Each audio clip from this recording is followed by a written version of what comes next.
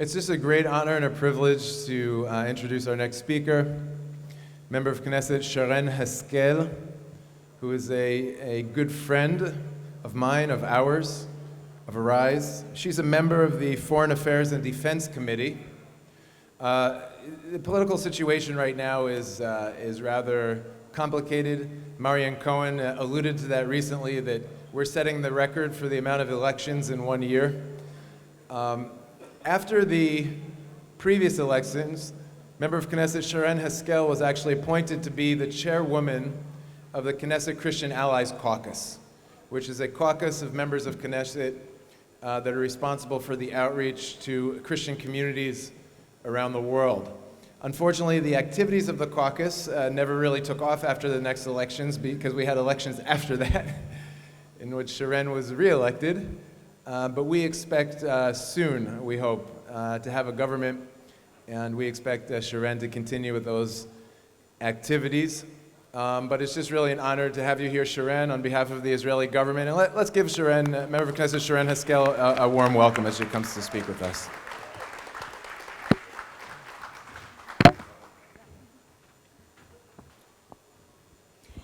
Thank you very much, Kalev, and thank you so much for organizing such an important event, and thank you all for coming here to participate in it.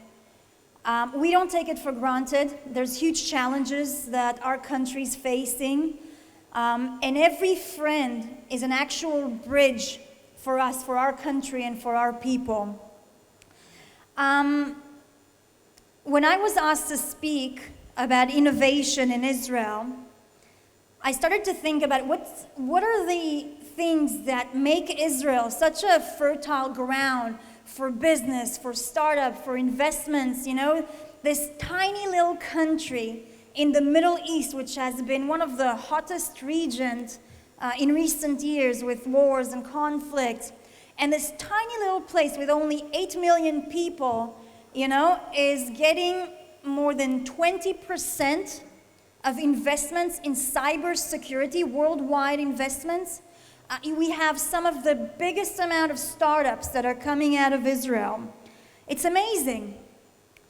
And two of the things that are the most significant, I think, in creating this kind of atmosphere, one of them is our mandatory army service, and the second one is our Judeo-Christian value. The army is such an important part in Israeli society. I know I won't be able to be who I am today without my military service. I served during a very difficult period of time. It was 2002. It was the time of the Second Intifada, a very bloody part of our history when we had many suicide bombing attacks in bars, restaurants, buses. I decided to join the army and do a combat service. It wasn't very, it was quite rare for women back in 2002 to do a combat service, but it was very important for me because of that time. And I can tell you that this military service, the combat service, with other men, actually empowered me as a woman. It taught me that my body is actually capable physically of doing almost anything I wanted to do with other males. To actually run for miles with heavy equipment on your back, to disperse violent demonstration, to go on special missions with them. Where not just I learned to appreciate my physical capability, but also other male see women serving with them and actually appreciate them more as well. It also opened your mind. It teaches you so much about how much you can open your boundaries, and that the limit is really the sky. But it also gives you some practical tools for the future as well. Some of these tools are extremely important when you start an idea that you want to turn into a business, that you want to develop into a research or anything else. For example, discipline. At a very young age, at the age of 18, you're being taken out of your parents' home, and you learn how to be completely independent, how to be disciplined, how to shower and do all the things that you need in 40 minutes, how you wake up every morning at 5 a.m. starting with training, how you can sleep for 4 hours almost every single night and still function perfectly. So you actually train yourself. Another thing is teamwork. You know, in businesses, and most of you would know that one of the most important things when you start a business with a partner, with someone else, is this actual teamwork. Now, you serve with people that normally you won't really be friend with. They live in other parts, they come from different cultures, sometimes from other religion, they speak a little bit with different slang and things like that. But you know that you have to go on these missions with those people. You need them to cover your back. And it's not just a situation of business, it's a situation many times of life and death, or death. And so you actually learn how to cooperate, how to create a teamwork with people from all different sections, people that sometimes you'll say, you know what, I don't want to be friends with this person, but you have to watch their back and they have to watch yours. And in a business environment, it actually makes things so much easier when you had to cooperate with so many different people. Another thing that is sometimes quite funny also in the army is finding solutions. It's you get a mission and you have to finish this mission. You have to learn how to do it. And you have to learn how to find a solution to that problem. And you don't finish until you get that. And the army doesn't necessarily have all these different equipment, and so you have to sort of come with creative ideas, with thinking outside of the box on how to actually create this mission and how to actually finish it. And it teaches you on how to think outside of the box. There's a military joke that we have as well. After basic training, when you actually train your soldiers on finishing missions and on finding creative solutions, you go and you ask them for some strange mission that are basically impossible. For example, you ask one of your rookies, please find me electric powder. I need electric powder. It doesn't exist, but they try and start finding in base or start thinking what it is. There's actually a funny story also with the prime minister. He served in a special elite unit, and his unit was taken out to the Golan Heights, and Ehud Barak, also a former prime minister, actually gave Prime Minister Bibi a mission to take 3 giant rocks in the Golan Heights and to transfer them into the base.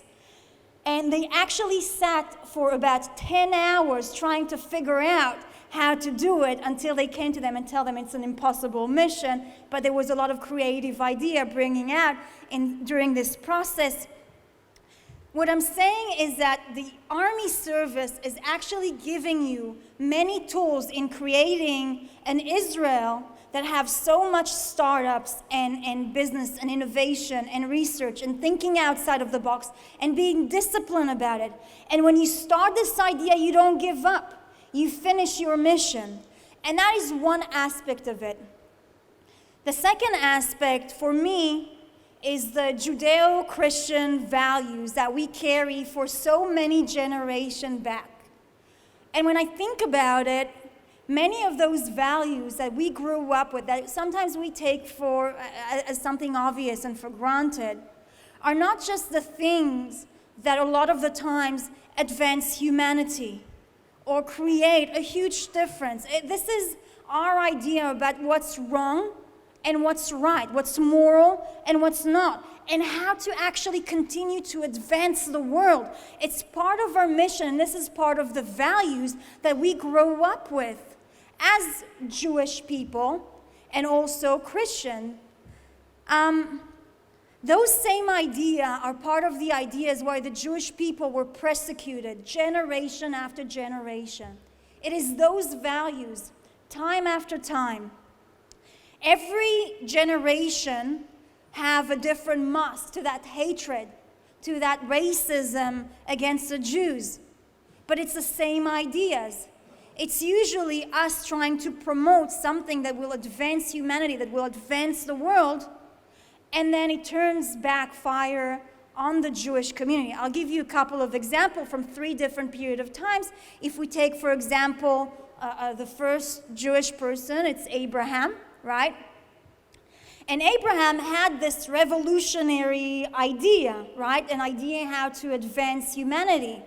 He was a very brave young boy who went to his parents, his family, his community, the kings and priests and everything that was around, and told them that they shouldn't worship idols, they shouldn't give statues food or money or anything like that, and the only thing that they need, the only thing that exists is there's one God. We can't see him. He doesn't want your money. He doesn't want your life to be sacrificed. He doesn't want your food. He only wants your love and your prayer. And that's how monotheistic religion actually started. And they tried to kill Abraham. And generation after generation, we've been persecuted as Jews for this crazy idea of believing in God. But we believe that was right. And that's what's going to advance humanity as well. And obviously, we paid a lot of prices along generation until the ideas or the revelation of a monotheistic religion came to most of the world today. So back at that time, the shift from hating Jews for a religious aspect so that must had to shift and had to change, and times were changing, and the Industrial Revolution came along as well. And so there was a new reason to hate Jews. We were scattered around the world. We were persecuted and we were chased out of this country, our homeland. And so we had to settle in many places around the world. A lot of the places, Jews were not allowed to hold any land. And farming was one of the most important assets and business that was back in those days. So Jews had to find creative ways on how to actually sustain themselves and make money in business. So they started a lot of trading and banking. And there was a lot of people who started also art and theater and literature and many incredible Jewish people who advanced humanity in so many aspects. I'm trying to cut it short because I know the time is running. But the persecution that came afterwards was a cultural and an economical persecution for the Jewish people. And it went from a huge scale of Jews that were blamed for communism, right? It's the Jews who brought communism, and in many places we were jailed and tortured and everything, and it's the Jews that brought these crazy revolutionary ideas. And at the same extreme other aspect, we were blamed for the extreme capitalism, those rich Jewish pigs who are taking all of our money. We were to blame for basically everything. That was the new excuse, an economical and a cultural persecution for incredible ideas that Jews brought into the world. The Second World War, one of the greatest tragedy of my people, ended up in 6 million of my people being murdered. And that sort of put a mirror in front of the world of what can happen with racism, with Jewish persecution like that.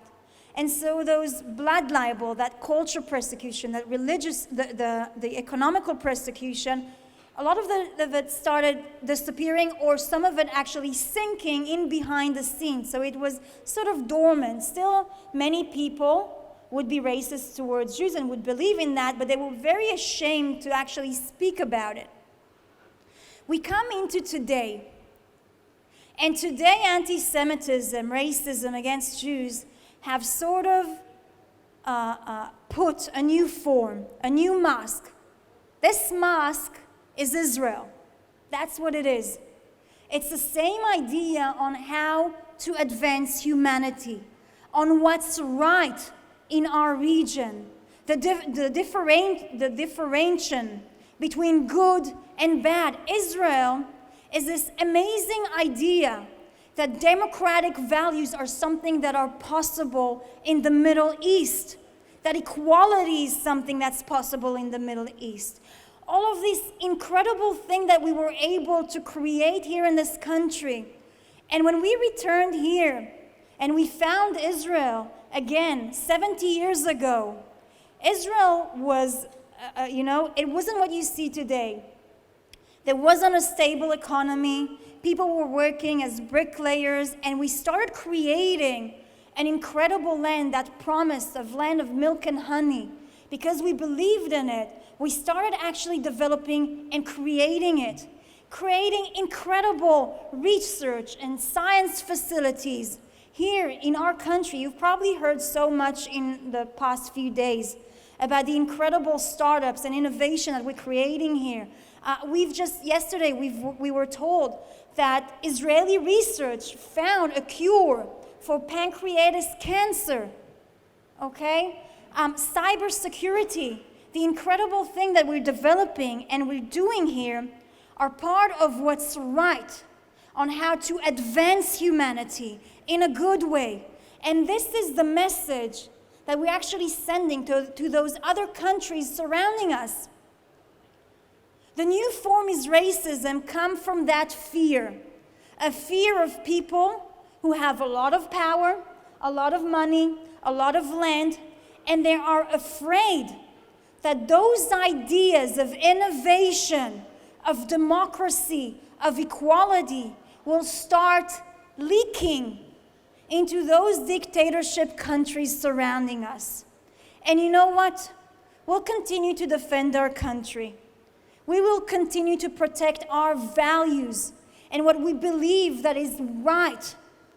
Fight what we believe that is wrong. That's what we're doing here in Israel. We'll continue to fight it like many generations in the past with a different persecution. This is the exact same idea with a different mask.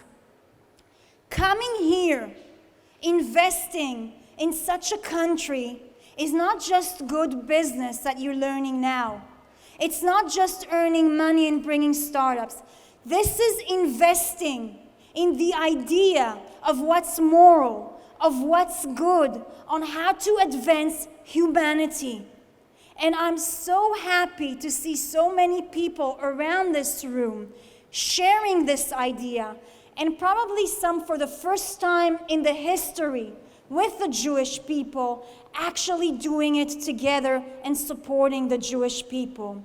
So first of all, thank you so much for your help, for the bridges that you're building. Kalev, thank you so much for the incredible work that your organization is doing. Thank you.